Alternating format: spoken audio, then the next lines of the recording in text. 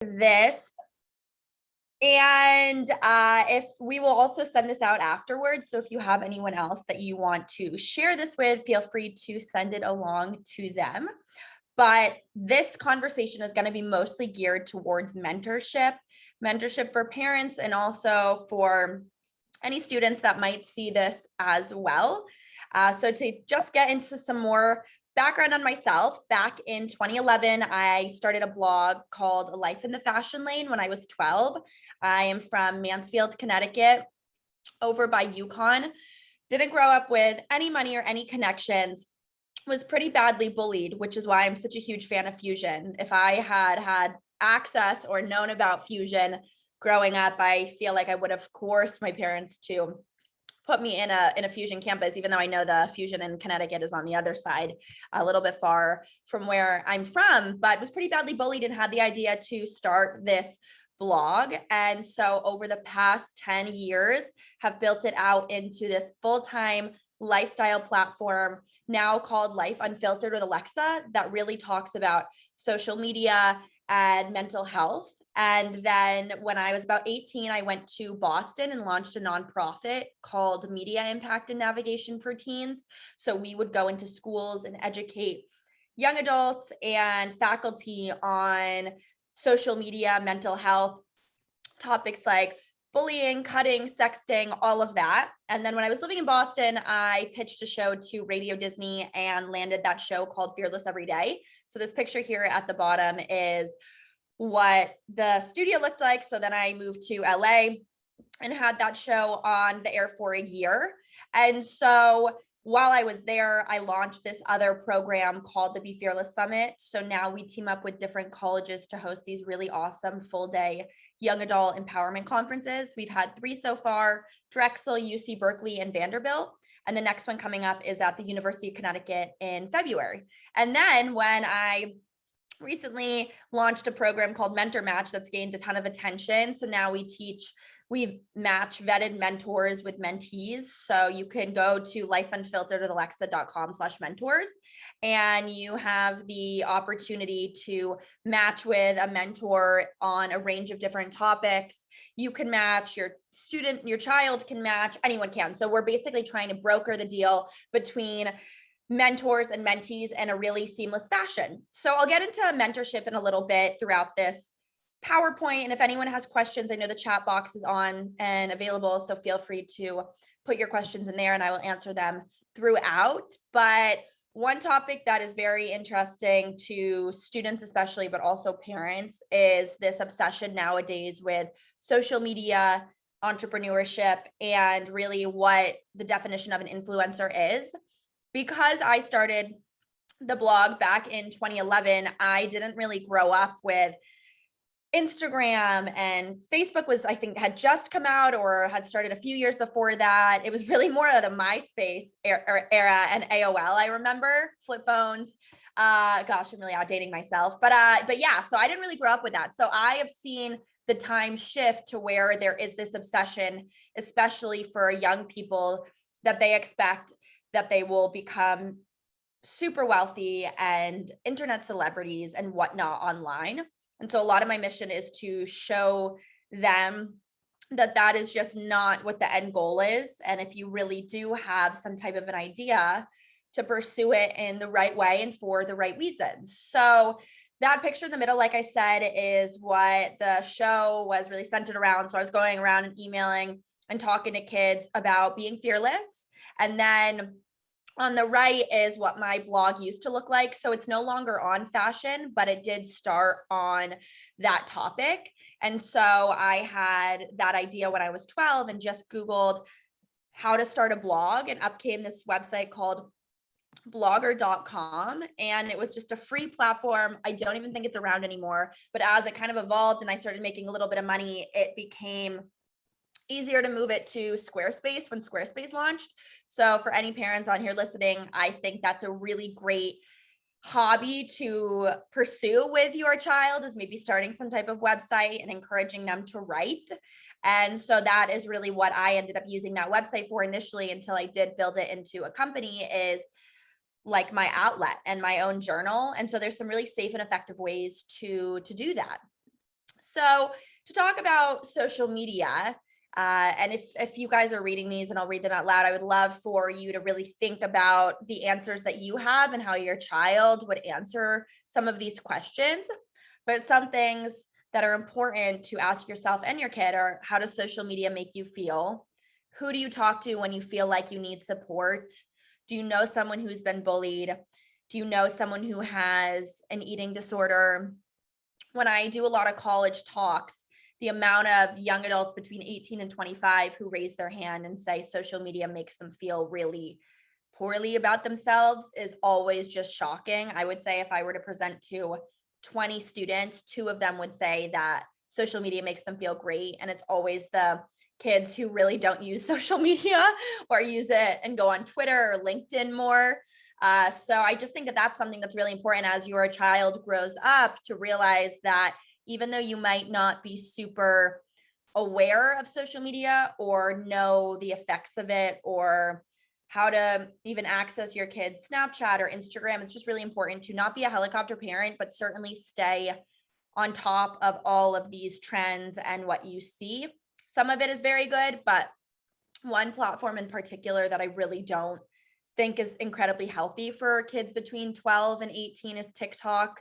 I have gone on there many times and just seen so much content that is really not appropriate for kids. And so you really, as a parent, have to combat the access that they have to a lot of these platforms by being a little bit more involved than, say, you would have been 10 years ago with maybe an older child that you may have that isn't learning a lot of these things, especially things like sex ed and body image, that they're now learning on social media, which is really not the proper way to learn a lot about these topics. So just stay really aware, and always, if you see something or go on any of these platforms, I always tell parents, if you see a video and it makes you a little bit uncomfortable, ask your child, how does this make you feel? If you are scrolling through Instagram, or maybe you have access to your kid's Instagram and you see something either positive or negative, ask your child again, how does this make you feel? And it doesn't have to be in a way that you're aggressively asking them to open up to you,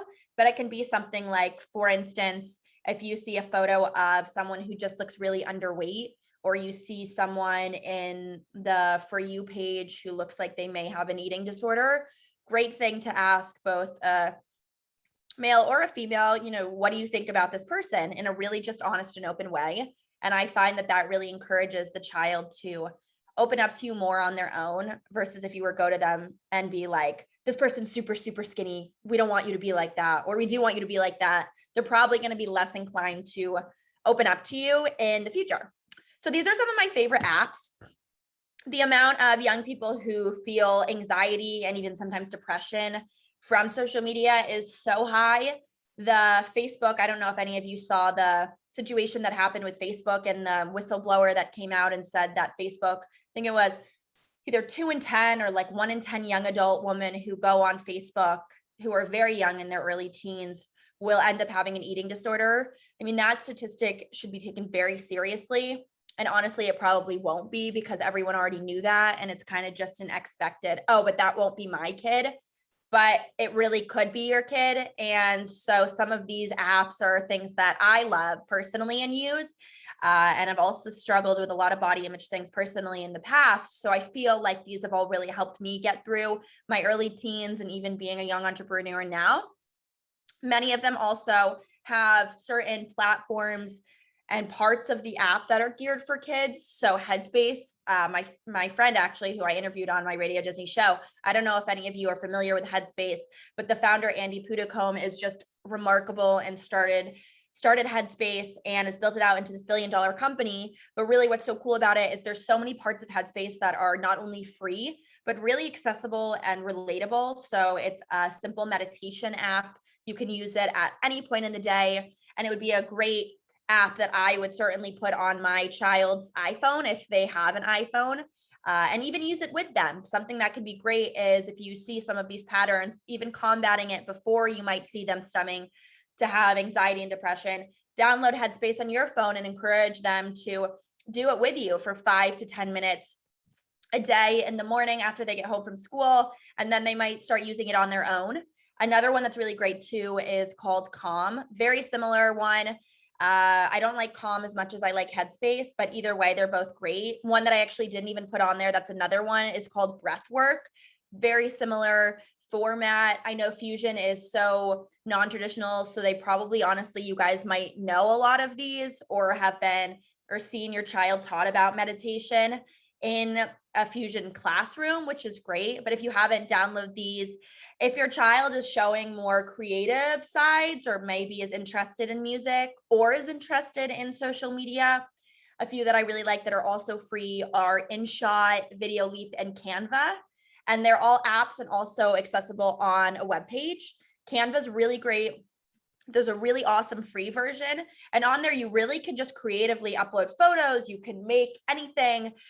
You can make graphics. You can make like profile photos, literally anything. And it's just a really great, again, easy, sophisticated, but very inviting platform that's great for a parent or a child, even if you're potentially involved in helping Fusion or doing anything with like PTA meetings and whatnot. Canva can be a great way for you to additionally make any type of content that might be going online or in newsletters. LinkedIn is I know geared towards a bit of an older demographic, but I started my LinkedIn page, I think when I was 16, and started making a lot of connections on there in the industry. That's when I actually first started making money, because a lot of people were reaching out to me asking if I had experience with social media. And so I started making, I think, $50 a week for a range of different companies and was successfully learning how to do social media through that. And then that impacted what I ended up pursuing for a career. So it's not a bad thing to make a LinkedIn page that even can be on private, but just so your child can see. I think another social network that maybe won't make them as insecure or frustrated as something like Instagram or Facebook might. And then the last one that just says, I always say, don't spend too much time on social media, and definitely encourage your kids to get off of it. And even though they might say that their friends, parents let them stay on it, I would say that it's probably 50-50. 50% of parents really don't care. The child can be in their room locked away on the computer all day or all night. And then the other 50% are aggressively firm on that. No phones at the dinner table, no phones after X amount of time. And I would certainly, if you can, lean towards that, just because you don't know what's happening when you go to bed if they're on their phone. So before we get into mentorship, I always like to ask parents as well, are you a helicopter parent? I did a Today Show segment some time ago now with Hoda and Kathy Lee about being a helicopter parent. And we went through so many different factors that play into those parents who are too involved in their child to where the child starts to resent the parent or in any capacity does not feel comfortable opening up. And so if you could take some of these other methods that I've encouraged in the earlier part of this PowerPoint, whether that be asking your child if they are comfortable with a photo that you've seen online, how does it make them feel, or even a TikTok video, watching it with your kid, that just encourages them to be open with you, but also shows that you are involved and you are paying attention, versus the parent who is potentially MIA and just quite naive to all of these platforms and factors and think that your kid is seeing everything online that's just butterflies, which is just not what is online nowadays. So now we're going to get into the mentorship part of this PowerPoint. So how do you find a mentor? Mentorship right now is such a hot topic. I don't know why it became so hot, but I would suggest that it probably is due to many people, especially young people, not feeling like they have a purpose or able to find a passion, probably stemmed even more from COVID.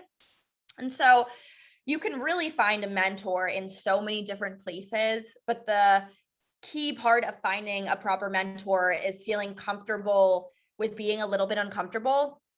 That relationship between a mentor and a mentee, even if it's something like a student and a teacher relationship that might be looked at as mentorship, is a professional relationship.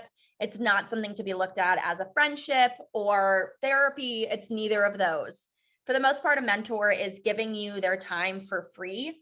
And so whenever you are entering that relationship, you want to make sure that you are also bringing something to the table. So I interviewed, well, not, I did an interview, but I guess I did interview. I did a Good Morning America segment, and then I interviewed the producer from GMA on Instagram for an Instagram Live. And she actually really suggested that she hates being contacted through Instagram. I completely agree with that. I know many of you probably are parents and are not used to going on Instagram and DMing someone or sending a direct message, but your child is. And so it's important that at as young of an age as you can to encourage them to still use traditional forms of communication, whether that's writing a letter or writing a proper email, writing a message on LinkedIn versus going to social media. Because for the most part, whoever they're going to want to be employed by in the future is probably over the age of 30 and is not used to communication via social media.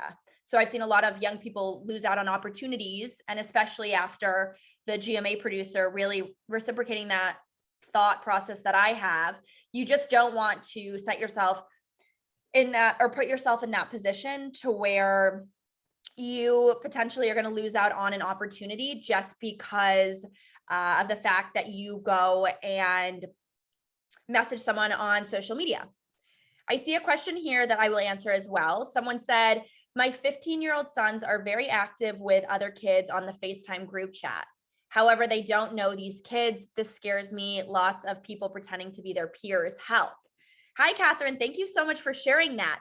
Well, my first question for you would be, when you say FaceTime group chat, I don't know what you mean, because FaceTime, you have to have someone's contact information. So your child must know this person through someone, or someone who's one of their friends might have grouped them in. Do you know if this is 100% being discussed via FaceTime, or perhaps it's another social network?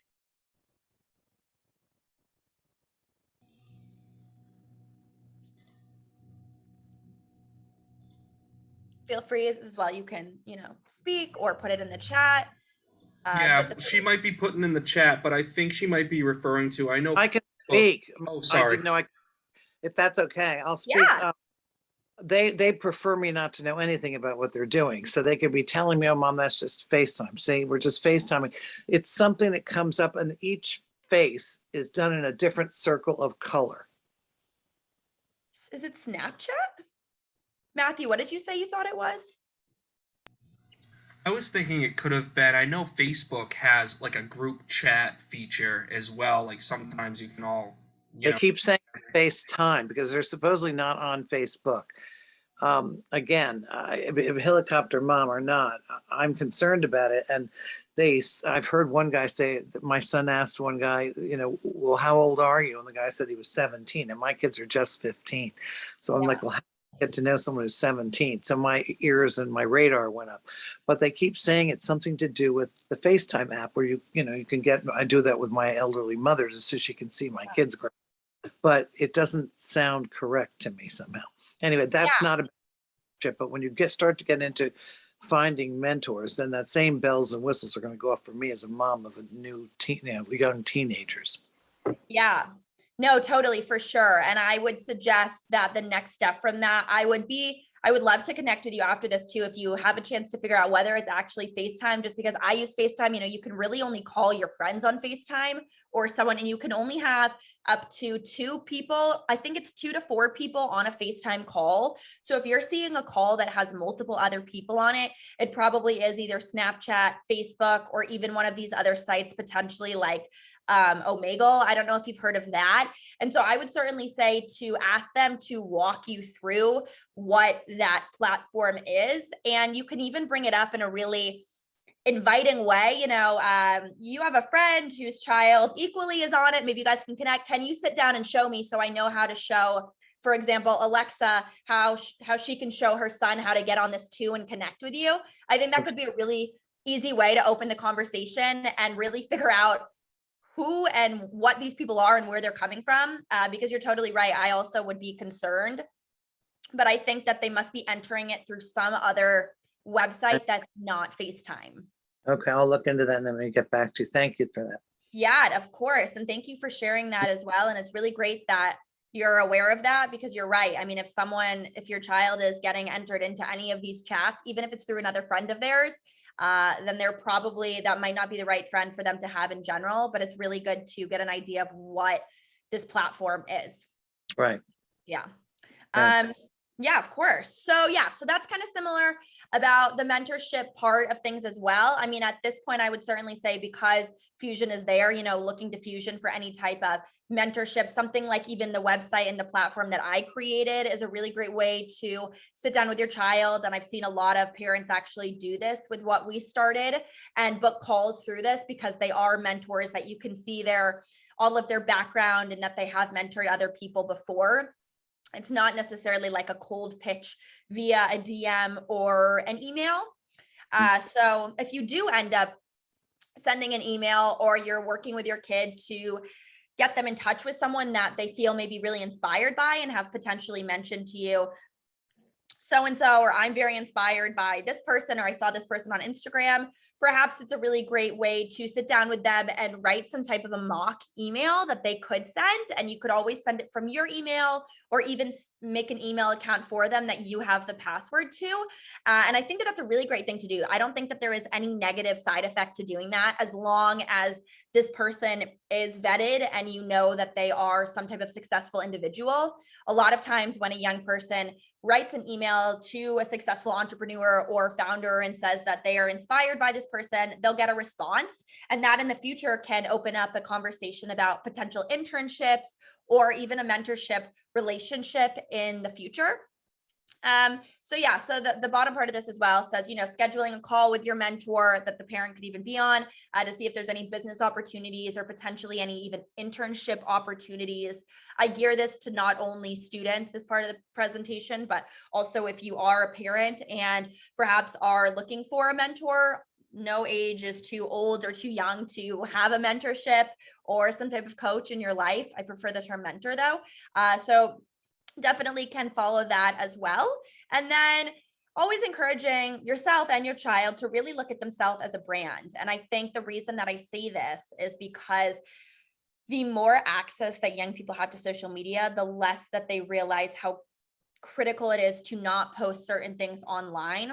And the older that they get, and the more that they probably aren't going to tell you things, is the more tricky times that this can be. So the best thing to do is start encouraging them to make accounts on something like Canva and start graphic design, or start a blog that you are able to see and also have access to as well, so that they just are able to really start viewing the internet as a platform and not a lifeline.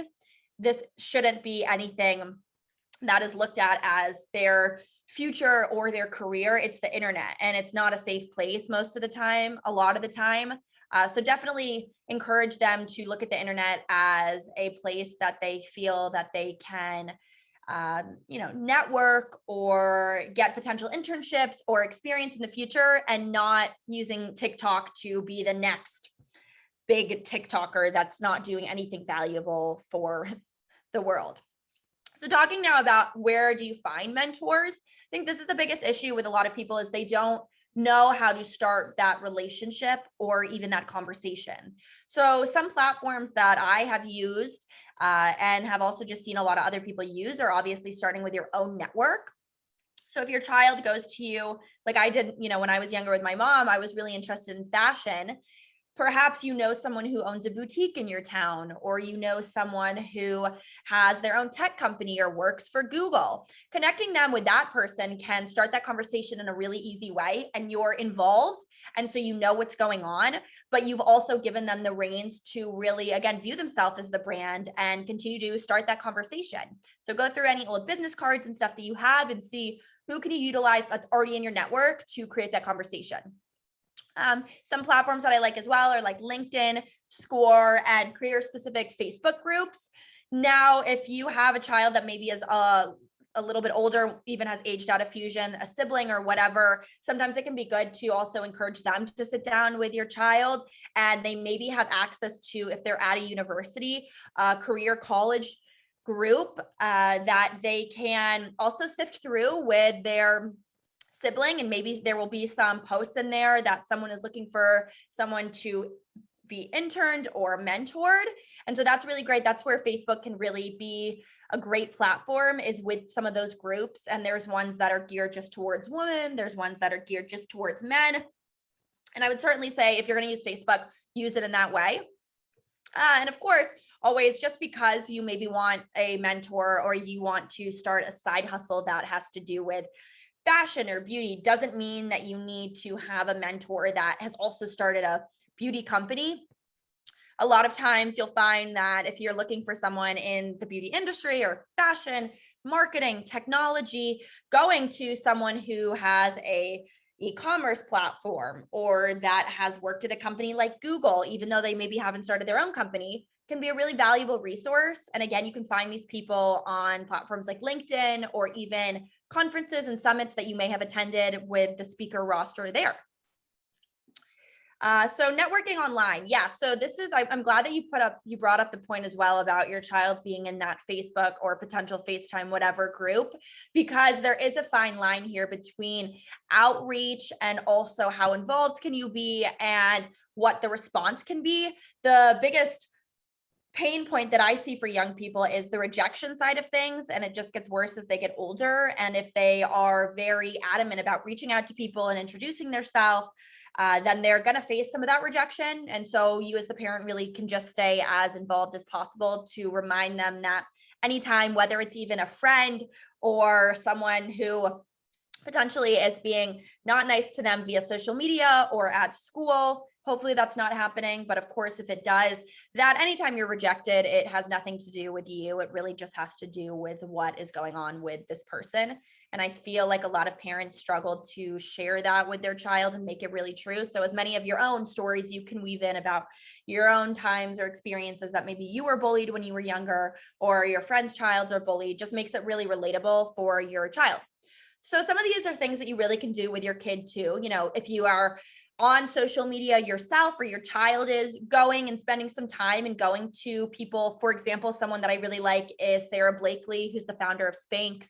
She has an incredible platform that is so uplifting and very relatable for kids. So sometimes going to photos that people have tagged her in, some really great motivational quotes, can be a really great starting point for your kid to see people online who are using it in the right way. Even someone like Sheryl Sandberg, Michelle Obama, or whoever politically you follow, that is definitely very kind and has an overall happy online social presence. Really great for your child to see that in comparison to, for example, the Kardashians or Addison Rae. Even though your kid probably is a fan of those people, they do not have the type of content that a lot of people should be posting online or that kids should be seeing. So you as the parent really have to take that next step to show them this is what you want to be like and who you want to aspire to be. You don't want to be like Kim Kardashian online, because if anything, she's already at the top. So what she posts doesn't even matter. But just because she's posting a photo that is seductive or whatnot doesn't mean that your kid should be doing that too. But they probably think that it's okay because they'll get 199 million followers. And again, that's really just not how it works. So how do you set yourself apart and advise your child to encourage them to meditate, exercise, or get involved in activities? Perhaps starting an after school club on or in a topic that they're interested in can be a really great starting point. I don't know if Fusion encourages or has ideas like that and they would take on, but I certainly think even if it was something like going to one of their teachers and potentially asking about a topic that maybe they could talk about in a class could be really great. And the great thing about Fusion is that they really do like those outside of the box thinkers. So if your kid comes to you with that idea, encourage them to make some type of a small PowerPoint or concept and bring it to the school. If you don't know, and especially if your child doesn't know what interests them, start a blog, listen to podcasts that are very happy and inspiring podcasts. One that I really like is called NPR's How I Built This. And they interview a lot of really awesome founders, companies like Melissa and Doug, and just a bunch of, they have like hundreds of episodes. Can be a really great thing to do. I mean, instead of or during that morning rush hour when your kid is going to school, put on one of those podcasts. They'll pick up a lot of points throughout it. And maybe in a few weeks, we'll come to you with some really cool idea. And that goes as well for making sure that they're aware that their self-worth shouldn't be valued by the photos and the amount of likes. I know as the parent, that's really hard to understand, right? Like you probably most likely didn't grow up with your self-worth being valued by a like on a photo, but most of these kids, that is their self-worth and that is their value. And that can stem a lot of long-term issues. So really combat that as much as you can by encouraging them to not spend too much time on social media, and also by sharing and showing them people who really have made a difference in the world so that they know what successful people who have really made it and how hard they've worked, what they post online. So this is a fun exercise that you can pursue with your child. So the one sheet or a media kit now, because I run my own company, this is definitely something that's really important for me, but you may not be interested in entrepreneurship or your kid might not be, but that doesn't mean that they can't have a fun one page about themselves, especially something that they can look at when maybe they're feeling a little bit down or extra anxious. So on the left side, you'll see that that is an example of a one sheet. And now a one sheet can be in comparison to a resume. I love seeing young people start making a resume at a young age, just so that they get used to how to present themselves in front of people. But you could make something like this on Canva. It could just be used for your child. There's no need to solicit this online, but they might remember that they have this one sheet in the future and want to use it to potentially get that internship or dream job. So something like this, like I said, can be made on Canva and can also just say your name, their name, think as outside of the box as they want. You know, maybe they want to start a blog, or maybe they want to work in tech. What is their biggest dreams? Anything about them, a fun small bio that you could put on there, and just keep it on hold and encourage your child as well to update it as things happen, as they get older and get that internship, or they see someone who really inspires them, and put it on that one sheet as well. Now, when I've done some of these presentations before, I sometimes will get questions from parents about their kid has an idea or wants to start some type of a blog or podcast, maybe even the parent does as well. So these are just some ways that I personally have made money off of this and have found the back doors sometimes, honestly, to going to smaller companies instead of huge companies like Target or Forever 21 that don't necessarily want to pay for something like a podcast ad because they don't need to. So a lot of these brands, especially on websites like Birchbox and Thrive Market, there's hundreds of cool startups on there. Again, a great place for your child to see things that they like and that they don't like, potentially even just companies that really interest them. Researching other podcasts, and really being aware of the space and what's out there, especially with social media. If they end up wanting to go on the route that I assume most young people do, which is making a social media page and whatnot, have them be aware of what else is out there. And it's really important as a parent to tell your child that, you know, to be successful, it takes a lot of time and it takes a lot of hard work. Just because some of these TikTokers and Instagrammers have posted a picture and made $1 million and gotten millions of followers by the time they're 12. I mean, some of these YouTube kids that literally talk about slime and make $1 million, that doesn't mean that's what they need to do or what they need to aspire to be. They should certainly follow their own path and not look to any of those people as their goal, because that's not realistic. So love this exercise as well. I always kind of end a PowerPoint with it, and always tell young people, anyone that I'm talking to really sit down and think about any of their biggest goals and their biggest dreams, and write it down in a notebook, write it down on your phone, maybe even in an email. Another notebook that I also really like that's great for young people, there's a company called Silk and Sonder, and it's a lot of exercises about patience, even sometimes in there about anxiety. There's even some things I've seen about take an hour, 10 minutes and go outside and write down everything you notice about the leaves. Could be a great gift for you to buy your child this holiday season as we enter that, and encourage them to start getting used to things like journaling, meditation, and writing about their feelings, especially if you're a young adult boy. Most men in general, but especially young men, don't want to talk about their feelings. So they might feel really safe doing it in a journal if you provide it to them and you don't feel like you need to be involved in what they're writing in it. You're just giving it to them as a gift, and whatever they want to do with it, they do with it.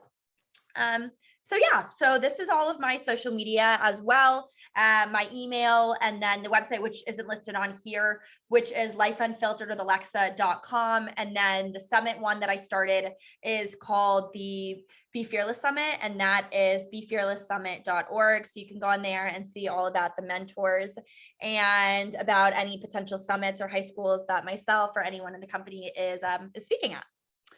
So yeah, so if anyone has other questions or whatnot, would love to open it up to any of that, and can be on any different topic as well.